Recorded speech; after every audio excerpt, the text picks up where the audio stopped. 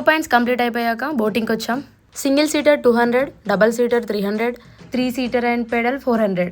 Boat వచ్చేసరికి time అవుతుందంటే ఆర్యా మూవీని రీక్రియేట్ చేద్దామని తను కప్పుల్లో రాళ్ళేసినట్టు నేను వాటర్లో రాళ్ళేస్తున్నా. ఈదుకుంటూ పాస్పోర్ట్ లేకుండా శ్రీలంక వెళ్దాం అనుకున్నా బ్రో. కానీ అక్కడ ఉన్న సిబ్బంది వాళ్ళు విజిలేసి మరి వెనకకి రమ్మన్నారు బ్రో.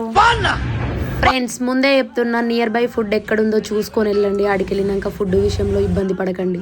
నేను ఇన్నోసెంటే బ్రో, కానీ నాలో ఉన్న పిల్ల బచ్చ బయటకు వస్తే ఇలా ఉంటుంది. నాలో ఉన్న క్రియేటివిటీ మొత్తం బయటికి తీస్తా, నా తడాక చూపిస్తా. పుట్టగొడుగులని చూసి సంతోషపడి బ్యాగులు వేసుకుందాం అనుకున్నా బ్రో.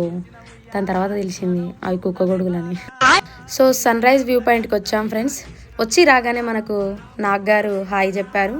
సో నేను కూడా హాయ్ చెప్దామని షేక్ హ్యాండ్ ఇద్దాం అనుకున్నా కానీ వద్దులే ఇంత మంచి ఫ్రెండ్షిప్ అని.